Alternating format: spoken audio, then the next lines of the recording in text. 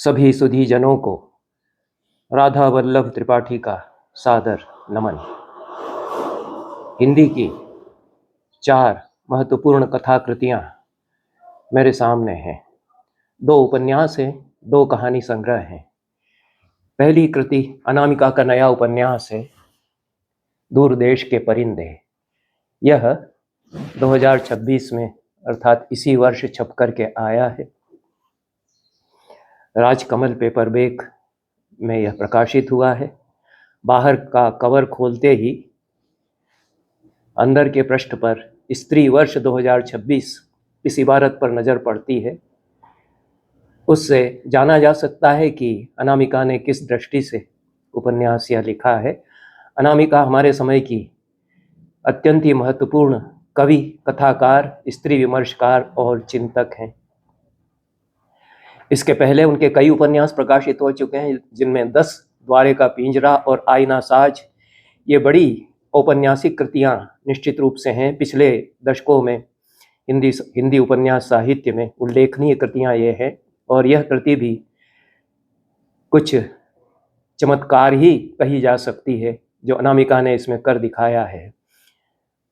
स्त्री वर्ष में प्रस्तुत किया गया है उपन्यास हमारे आसन्न अतीत की अनेक महनीय महिलाओं की कतार अनामिका ने इसमें खड़ी कर दी है, जिन्हें कोई याद नहीं करेगा, अनामिका ही याद करेंगी, और जिस तरह से याद करेंगी वह भी अनन्य है। उनमें से कुछ पर कदाचित पुरुषों ने भी लिखा होगा, लेकिन एक स्त्री की दृष्टि से स्त्री को जीवन को जांचने का प्रयास जो अनामिका करती हैं, उसमें बहुत अंतरंग छवियाँ और द्वंद्व और संशय स्त्री के जीवन के उभरते हैं। बहुत बड़ा कैनवस ये उपन्यास समेटता है। कम उपन्यास मेरे देखने में आए जिनमें इतिहास का इतना बड़ा फलक समेटा गया हो, प्रामाणिक अध्ययन के साथ समेटा गया हो। शुरुआत जब हम करते हैं तो इजराइल और फिलिस्तीन की लड़ाई चल रही है, उसमें लेखिका विमान यात्रा कर रही है। आयशा खालिदी से भेंट हो जाती है, जो लेबनान जाना चाह रही है अपने बेटे से मिलने के लिए। उसको पता ही नहीं है कि बेटा तो नज़रबंद है और नहीं मिल पाएगी कभी। जिस तरह से दुर्व्यवहार एयरपोर्ट पर एक महिला के साथ, चूंकि वह फिलिस्तीन से संबंधित है, किया जाता है, यह दर्दनाक बयान है। और जो आयशा खालिदी के जीवन की दारुण त्रासदी है उसको भी अनामिका इसमें प्रस्तुत करती हैं, लेकिन एक बड़े अंतर्राष्ट्रीय जगत के सारे अनुभवों को उसमें पिरोते हुए वे करती हैं। अनामिका वैसे भी अंग्रेजी की प्राध्यापिका होने के कारण भारत के बाहर अनेक देशों में घूमी हैं। विदेशों का बड़ा अच्छा उनको अनुभव है, कई देशों का अनुभव है, और अंतर्राष्ट्रीय फलक भी यह उपन्यास समेटता है। देश के भीतर गांव, गिरांव, कस्बे, छोटे शहर से लेकर कलकत्ता का सांस्कृतिक सामाजिक जीवन 19वीं शताब्दी के उत्तरार्ध का और 20वीं शताब्दी के पूर्वार्ध का इसमें जिस तरह से उठाया गया है, वह लगता है कि धर्मपाल ने जो काम किया है उसका एक पूरक काम उपन्यास के रूप में बहुत रोचक ढंग से अनामिका ने कर दिया है। शांति निकेतन है यहाँ। शांति निकेतन को बहुत कल्पनाशीलता के साथ सजीव किया गया है, जिसमें 1940 के आसपास सत्यजीत राय आते हैं। टैगोर हैं, अपने जीवन के अंतिम दिनों में टैगोर की छवियाँ, अंतरंग छवियाँ। हजारी प्रसाद द्विवेदी यहाँ है, क्षितेंद्र मोहन सेन हैं। कला साधना है, साहित्य साधना है, प्रेम में मगन युवा युवतियाँ हैं। अत्यंत सृजनात्मकता के साथ शांति निकेतन की पुनः सृष्टि अनामिका ने कर दी है। बहुत अनुराग के साथ उन्होंने ये उपन्यास लिखा है, धरती के साथ अनुराग के साथ, अपने पात्रों के साथ गहरे जुड़ाव के साथ उन्होंने ये उपन्यास लिखा है। रोमा रोला इसमें बहुत महत्वपूर्ण किरदार हैं इस पूरे उपन्यास में, और वे चाहते हैं कि यूरोप और एशिया के बीच जो सभ्यता संघर्ष है वह सभ्यता संवाद में बदले। इस उद्देश्य से वे क्रिस्तोफ को भेजते हैं भारत। रोमा रोला के मिशन को पूरा करने के लिए क्रिस्तोफ भारत में है। क्रिस्तोफ की माँ रोमा रोला की शोध सहायिका रही है। उपन्यास में कई लेयर्स या कई स्तर हैं। उसमें एक स्तर क्रिस्तोफ की डायरी का है, और क्रिस्तोफ की डायरियों में इलाहाबाद है, मुजफ्फरपुर है, कई कई शहर हैं जिनमें वो जाता है। उसमें क्रिस्तोफ का जीवन के अनुभव, निराला की अत्यंत ऊर्जस्वी ज्योतिर्मय छवि उपन्यासकार ने अंकित की है। कवियों पर, साहित्यकारों पर उपन्यास कुछ पहले भी लिखे गए, बहुत अधिक तो नहीं लिखे गए। प्रसाद पर श्याम बिहारी का अच्छा उपन्यास है, उसमें भी निराला आते हैं और बहुत मार्मिक करुण छवि निराला की उसमें आती है और प्रामाणिक भी है। प्रसाद के निधन पर जिस तरह से वे आते हैं, बीच बीच में तो जवाहरलाल नेहरू से झगड़ने के लिए जैसे वे उठ खड़े होते हैं और किस तरह से उनको रोका जाता है इत्यादि प्रसंग हैं ही। प्रसाद के साथ जो लोग जुड़े वो भी पूरा एक समाज, बनारस, ये 1905 से 1935 के बीच का बनारस उस उपन्यास में जिस तरह से है। पर इस उपन्यास का फलक बहुत बड़ा है और एक अलात चक्र जिसको कहते हैं, ये संस्कृत में मुहावरा है कि घूमती हुई मशाल है जो कि कई दिशाओं में घूमती है, दिक चक्रवाल बनाती है। उस तरह से ये उपन्यास भारत में, भारत के बाहर घूमता है और पूरे उपन्यास में भाविक अलंकार है। बहुत सारी छवियां एक के बाद एक हम गूंथते चले जाते हैं और जीवन के ऊर्जस्विल भव्य चरित्र उनके माध्यम से प्रस्तुत करते हैं, तो भाविक अलंकार होता है, जिसको लोंजाइनस सबलाइम कहते हैं। वह हमारे यहाँ भाविक अलंकार में आचार्यों ने बताया। तो पूरे उपन्यास में भाविक अलंकार हम देखते हैं और अलंकार में बड़े अर्थ में जो लेता हूँ कि जीवन की परिपूर्णता का निदर्शन जहाँ होता है वहाँ अलंकार है। साहित्य जहाँ अपने अलम भाव पर पहुँचता है, अलम भाव मतलब संपूर्ण प्रकर्ष को प्राप्त करता है, वही अलंकार का होना है। इस अर्थ में अलंकार रचा है लेखिका ने और बहुत सारे प्रसंग एक के बाद एक आते हैं जो अध्ययन के आधार पर उठाए गए हैं। अध्ययन निराला का, अध्ययन अनामिका का बड़ा तेजस्वी है और गहरा है, यह कह सकते हैं। अज्ञेय शिवमंगल सिंह सुमन के साथ निराला से क्षमा याचना करने जाते हैं और इलाहाबाद यहाँ पर है, इलाहाबाद का दारागंज है, मुजफ्फरपुर बिहार में पहुँचता है उपन्यास का घटना चक्र। और 100 वर्षों के इतिहास को जमकर उन्होंने खंगाला है लेखिका ने। एक कहानी दूसरी कहानी से जुड़ती है, एक कहानी के भीतर दूसरी कहानी आती है। यह मंजूषा गर्भ शैली, बॉक्स के भीतर दूसरा बॉक्स रख करके और कथा रचना करना, यह भारतीय परंपरा है कथा की, उसका भी उपयोग किया गया है। 60-70 साल पहले का अतीत, लगभग 100 साल पहले का अतीत हमारे सामने झांक कर उठ खड़ा होता है, झांकता है। और हर नगर में बहुत सारे चरित्र हमको मिलते हैं, बहुत से घर परिवार मिलते हैं और जिनके की तार क्रिस्टोफ की अन्वेषण यात्रा से कहीं न कहीं जुड़ते हैं। अनामिका ने जिन खोजा तिन पाइयां गहरे पानी पेठी, इस उक्ति को चरितार्थ कर दिया है। बहुत दूर की कौड़ियां उन्होंने इकट्ठा की हैं, बहुत खूबसूरती से सजाई भी हैं। कस्बे तो इसमें बहुत जीवंत बनकर के सामने आए ही हैं। महानगर का, कलकत्ते का जीवन और फिर यूरोप का भी जीवन, इन सब की छवियां हैं और गहरी वेदना और पीड़ा और एक कचोट के साथ जो छूट गया है उसका बोध, एक सांस्कृतिक बोध, उसके भीतर एक प्रेम की अनूठी कहानी जो क्रिस्तोफ और विद्योत्तमा के प्रेम की है और ऐसी टीस देने वाली कहानी है, यह भी इसमें चलती है। अनामिका भाषा पर जबरदस्त अधिकार रखती हैं और इस नाते कथा रचने में बड़ी सिद्ध वे हैं और बहुत सारे पात्र उन्होंने पृष्ठभूमि में रखकर प्रस्तुत कर दिए हैं। अपनी अनुपस्थिति में वे बहुत महत्वपूर्ण होकर के उपस्थित हो जाते हैं। गांधी इसमें इस रूप में है, परोक्ष रूप में उपस्थिति उनकी हम महसूस करते हैं और गांधी भीतर ही भीतर भिदे हुए हैं। तो ये एक अनूठा स्वाद इन सब चरित्रों के जीवन के प्रसंगों को गूंथ करके अनामिका ने पैदा किया है, जिसको पानक रस हमारे यहाँ आचार्यों ने कहा कि आम का पना बनाते हैं, उसमें कई चीज़ें, इलायची, काली मिर्च, शक्कर और भी कई मसाले घोल देते हैं, उनमें सबका एक स्वाद मिलकर के एक अलग अनूठा स्वाद हो जाता है। यह पूरे आसन्न अतीत के दुर्लभ प्रसंगों को गूंथ कर उनका पानक रस अनामिका इसमें बताती हैं। और चरित्रों को जिस तरह से गढ़ा और मूर्त किया है, मेंडलिन जो कि फिर भगनी निवेदिता बनकर आती हैं, उनका जीवन, और परमहंस और बीथोवन की जीवनी लिखने वाले तथा जहाँ क्रिस्तोफ जैसी कृति की रचना करने वाले रोमारोला और मीरा बहन, इन दोनों की डायरी से हमको रूबरू कराया है इस उपन्यास ने। यह भारत का एक आध्यात्मिक स्वरूप जो बचा रह गया है 19वीं और 20वीं शताब्दी के पूर्वार्ध में, वह यहाँ है। और गौहर जान अपनी पूरी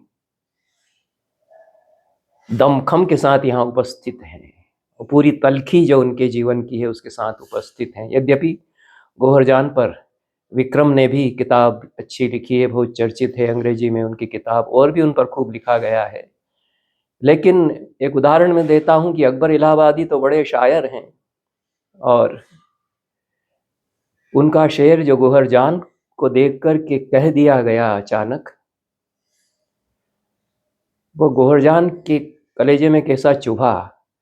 कोई पुरुष सुनेगा तो वह वाह वाह करेगा, वह नहीं महसूस कर पाएगा कि स्त्री को कैसा तीर चलाकर के घायल किया है। यह अकबर इलाहाबादी के प्रसंग में हम अनामिका के मार्फत ही जानते हैं। खुशनसीब आज भला कौन है गौहर के सिवा, सब कुछ अल्लाह ने दे रखा है शौहर के सिवा। ये तो गौहर जान के कलेजे पर जो प्रहार है, उनका जो जीवन है उसको देखते हुए, और गौहर जान ये बताती भी हैं, तो यह एक स्त्री विमर्श की दृष्टि से भी प्रामाणिक कृति है। और मूल रूप से तो अनेक महिलाओं का जीवन ही चित्रित किया गया है, लेकिन पुरुषों के भव्य उदात्त चरित्र इसमें आते हैं, चाहे वे रोमा रोला हों, चाहे रविन्द्रनाथ टैगोर हों, चाहे हजारी प्रसाद द्विवेदी हों, गांधी हों, या विद्योत्तमा के मामा हों जो बड़े विद्वान हैं, और कुछ उनकी अपनी सनक, उस सब के साथ वे उपस्थित होते हैं। यह बड़ा मेला और कार्निवल है यह उपन्यास। दूसरा उपन्यास जो मेरे हाथ में है वह आर्यावर्त है। प्रमोद भार्गव इसके लेखक हैं।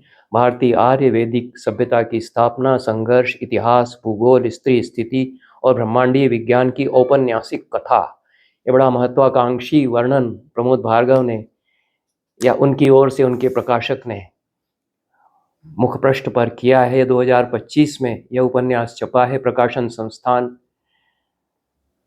4268 B/3 अंसारी रोड, दरियागंज, नई दिल्ली 11302 यह प्रकाशक का पता है।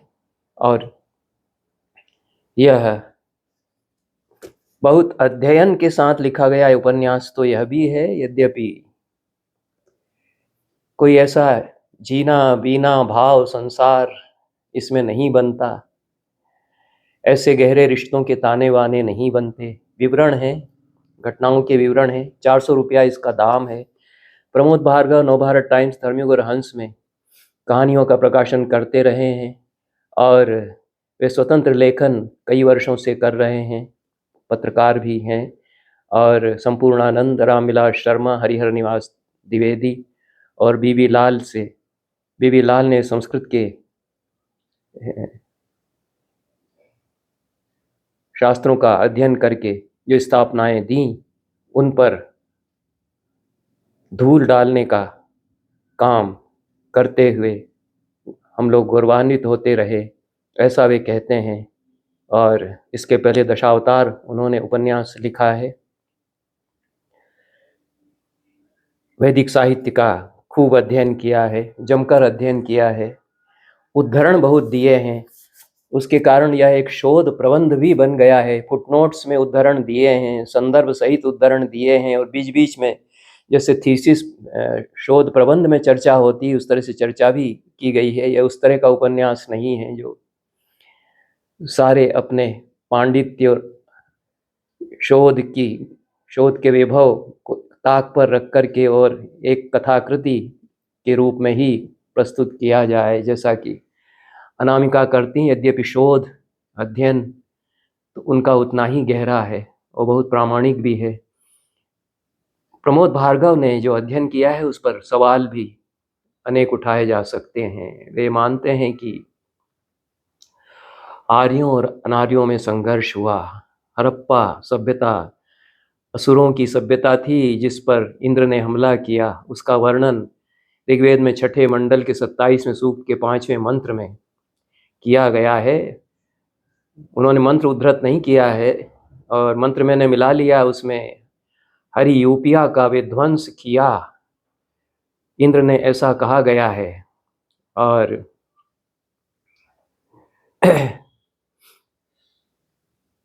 विचारणीय व्याख्या है। ग्रिफिथ भी ये मानते हैं कि हरि यूपिया हड़प्पा है और हड़प्पा पर इंद्र ने हमला किया, यह ऋग्वेद बता रहा है। और भी इस तरह के जितने प्रसंग हैं, चाहे वो जल प्रलय की कथा हो, प्रमोद भार्गव ने काम यह किया है कि सारे अलौकिकता के आवरण हटा कर के लौकिक धरातल पर वैदिक काल के भारत को उन्होंने लाकर प्रस्तुत कर दिया है। उससे असहमति विमति भी हो सकती है कि यहाँ पर जल प्रलय की कथा में कोई मत्स्य सचमुच का मत्स्य नहीं आता। वो नाग जाति का पुरुष है और नाग जाति के पुरुष अत्यंत बलवान होते थे, नाविक बहुत अच्छे होते थे। तो मनु को बचाने के लिए वह अपनी नौका लेकर के आता है, तो मत्स्य ने उनका उद्धार किया। नाग जाति के व्यक्ति को जब बच्चा था तो मनु ने बचाया होगा इत्यादि। शिव का प्रसंग है, उन्होंने पुराणों से यह प्रसंग ले लिया है कि शिव दिगंबर रहते थे, निर्वसन होकर के वे एक बार निकल गए जहाँ ऋषि यज्ञ कर रहे थे। ऋषियों की पत्नियां कामोत्तेजना में उनके पीछे भागी और ऋषियों ने एक बाघ, एक सर्प और एक राक्षस को उनका दमन करने के लिए भेजा। शिव ने बाघ को मारकर उसकी खाल पहन ली, विषैले सर्प को मंत्रों से अभिमंत्रित करके अपने गले में डाल लिया और राक्षस को मारकर उसकी पीठ पर पैर रखकर नृत्य किया। यह जो शिव की मुद्रा है उसके पीछे जो कथा है इसको ले लिया है। लेकिन कोई देवता नहीं है, सब मनुष्य हैं और सबकी अपनी अपनी दुर्बलताएं हैं, वासनाएं भी हैं। इंद्र बहुत ही कामुक हैं, सूर्य भी एक व्यक्ति हैं, वो भी बहुत कामुक हैं। कामोत्तेजना में इतने अधिक वे हो जाते हैं उत्तेजित की अतिचार करते हैं अपनी पत्नी पर, शरणयु पर। शरणयु भाग जाती है घबरा कर, उनके आवेग को नहीं झेल पाती है और दूसरी महिला उनके जीवन में आती है। सारे प्रसंग इस तरह से प्रमोद भार्गव ने रच दिए हैं जैसे कि वे हमारे आज के समय के घर परिवार की रोजमर्रा की कथा कह रहे हों। उसमें कोई देवता तत्व नहीं है, कोई आभा मंडल नहीं है और ये सारे मनुष्यों के रूप में विवस्वान, शरणयु और स्वर्णा के त्रिकोण का चित्रण उन्होंने किया है। इंद्र और वरुण के बीच में जातीय संघर्ष की बात वे करते हैं और उदाहरण बिल्कुल देते हुए चलते हैं, समाजशास्त्रीय अध्ययन प्रस्तुत करते चलते हैं वे। और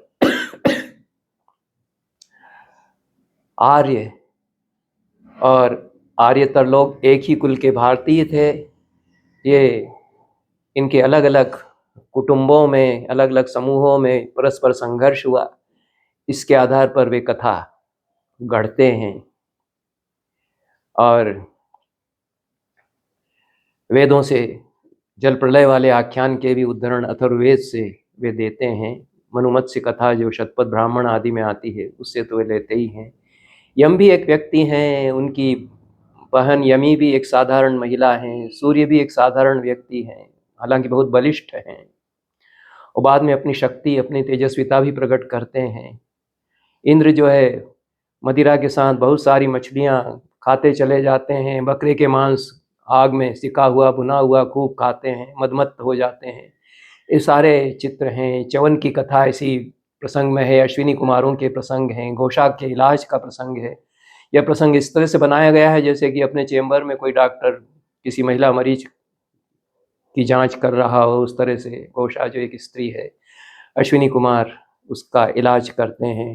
दिलचस्प उपन्यास है और विचारणीय भी है। 2 किताबें प्रचंड प्रवीर की, कहानियाँ इनको कह सकते हैं। ये अलग तरह की किताबें हैं और प्रचंड प्रवीर हमारे समय के अलग अंदाज के लेखक हैं। वे कल की बात शीर्षक से कई प्रसंग, सैकड़ों प्रसंग, शायद 200 या इससे ज़्यादा प्रसंग लिख चुके हैं। ये कल की बात के अंतर्गत वे रोज़मर्रा की ज़िंदगी में एक दिन का कोई प्रसंग लिखते हैं और यह उनकी अपनी परिकल्पना है। कल की बात, एक दिन पहले जो घटनाएं घटी हैं वे कैसे कहानी बनाती है, ये वे करते हैं। 2 किताबों के शीर्षक हैं कोमल ऋषभ और कोमल गांधार। भैरवी राग में ऋषभ, गांधार, धैवत और निषाद, ये चारों स्वर जहाँ तक मेरी जानकारी है कोमल लगते हैं। तो लगता है कि प्रचंड प्रवीर कहानियों के द्वारा भैरवी राग में आलाप भरना चाह रहे हैं और कोमल ऋषभ और कोमल गांधार तो आ गया, कोमल धैवत और कोमल निषाद कदाचित वे प्रस्तुत करें। यह कोमल ऋषभ, इसमें कल की बात शीर्षक से जो बहुत दिलचस्प रोचक प्रसंग रोजमर्रा के उन्होंने लिखे हैं और उनसे कैसे कहानी वे बनाते हैं, यदि उनसे एक व्याख्या हम करें तो बहुत सारी बातें उसमें से निकलती हैं। प्रचंड प्रवीर बड़े लिखाड़ भी हैं और जम कर के पढ़ते भी हैं। बहुत अच्छा उनका अध्ययन है प्राचीन साहित्य का। फिल्मों में बहुत दिलचस्पी है। फिल्मी गानों के उदाहरण जिस तरह से वे देते हैं चुन चुन करके, बहुत मौजूद फिल्मी गाने, मार्मिक गीत, फिल्मों के जो एक 20वीं शताब्दी के आरंभिक दशकों में फिल्मों से जो गीत हैं उनको वे उद्धृत करते हैं। लेकिन उसी तरह से वे बहुत सुंदर कविताओं को भी, उत्कृष्ट कविताएं या उत्कृष्ट मानी जाने वाली कविताओं को भी उद्धृत करते हैं। इसमें कोमल ऋषभ में कल की बात 5 से लेकर कल की बात 191 तक के 187 प्रसंग प्रचंड प्रवीर ने गूंथ दिए हैं। इसके अंदर के एक पृष्ठ पर कालिदास के कुमार संभव का यह श्लोक छपा हुआ है जो बहुत प्रसिद्ध है, प्रायः सभी जानते हैं, परिचित हैं। यहाँ तक कि जो कालिदास के अध्येता नहीं हैं, संस्कृत नहीं जानते हैं, वे भी इसको जानते मानते हैं। कालिदास के इस श्लोक को, स्थिता क्षणम पक्ष्म सुताड़िता धरा, तपस्यारत पार्वती का वर्णन है जिसमें कि वर्षा की बूंदें उसके मस्तक से होकर के धीरे धीरे रेंगती हुई नाभि तक आती हैं। ये वर्षा की बूंदों के रेंगने का जो वर्णन है यह बहुत सांकेतिक है और बहुत गहरे अभिप्रायों के साथ कालिदास ने ये छवि अंकित की है। प्रतिमा शास्त्र भी उसमें है, सौंदर्य भी अद्भुत सौंदर्य है, एक एक शब्द अभिव्यंजना है। तो प्रचंड प्रवीर शायद ये कहना चाहते हैं कि पानी की बूंदें रिस रही हैं किसी लड़की के माथे से, उसके बुरोजों से होती हुई नाभि तक जा रही हैं। यह तो किसी के साथ भी हो सकता है, लेकिन इसमें से कोई अद्भुत अनोखा बन सकता है। उस तरह का अद्भुत और अनोखा बनाने का प्रयास प्रचंड प्रवीर इसमें करते हैं। तरह तरह के दिलचस्प वाकये कल की बात में, हर दिन की किसी बात में घटते हैं। मीर की गज़ल की बात होती है, बुद्धिजीवी से मुलाकात होती है, कबूतरी बुआ इसमें आती हैं, अय्यार भूतनाथ आते हैं, तू मेरा चांद में तेरी चांदनी, इस गीत के साथ प्रेमी और प्रेमिका इसमें उपस्थित होते हैं। बहुत दिलचस्प चरित्र भी इसमें आते हैं। कुल मिलाकर यह 20वीं शताब्दी के मध्यवर्गीय परिवार के रोजमर्रा के जीवन का भी एक दस्तावेज है, लेकिन उसके अलावा भी बहुत कुछ है। दूसरी किताब कोमल गांधार प्रचंड प्रवीर की है। इसमें अपेक्षाकृत कह सकते हैं कि अधिक महत्वाकांक्षी और बड़ी कहानियां हैं। कोमल ऋषभ में तो जो 187 कहानियां हैं वे बहुत छोटी छोटी हैं और लघु कथा भी उनको कह सकते हैं। इस पर भी अंदर के कवर पर यश्च रामम न पश्येत्तु यम च रामो न पश्यति निंदितः सर्वलोकेषु स्वात्मा पेनम विगर्हते, यह वाल्मीकि रामायण से श्लोक उद्धृत किया है। राम मनुष्य की अभिप्सा के परम हैं, इसको बताने के लिए वाल्मीकि ने यह लिखा है। और कदाचित प्रचंड प्रवीर कहना चाहते हैं कि ये अभिप्सा का परम, उसकी थाह वे लेना चाहते हैं। पर ये जो पूरा कथा संग्रह है, इसमें बहुत धारदार पेनी भाषा है, व्यंग्य है। व्यंग्य के बहुत अच्छे रचनाकार प्रचंड प्रवीर हैं। इसके पहले उनका व्यंग्य उपन्यास छप चुका है और चर्चित भी हुआ है, अल्पाहारी गृह त्यागी। यह एक उपन्यास और दूसरा आईआईटी के पहले ये दो छोटे उपन्यास या उपन्यासिकाएं में लिख चुके हैं। कथेतर गद्य भी उन्होंने लिखा है और बहुत सारी कहानियों के संग्रह उनके हैं। जाना नहीं दिल से दूर, उत्तरायण दक्षिणायन, कल की बात में षडज, कल की बात में ऋषभ और कल की बात में गांधार, ये सब आ चुके हैं। और मिटने का अधिकार उनका 2024 में छपा हुआ बड़ा उपन्यास भी है। ये जो प्रसंग हैं इसमें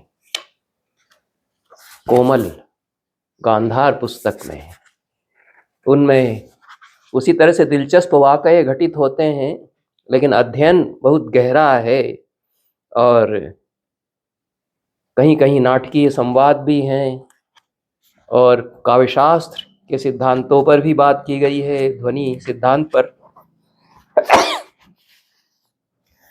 कुल मिलाकर के इतना ही कहकर अपनी बात मैं यहाँ समाप्त करता हूँ। बहुत बहुत धन्यवाद सभी को। नमस्कार।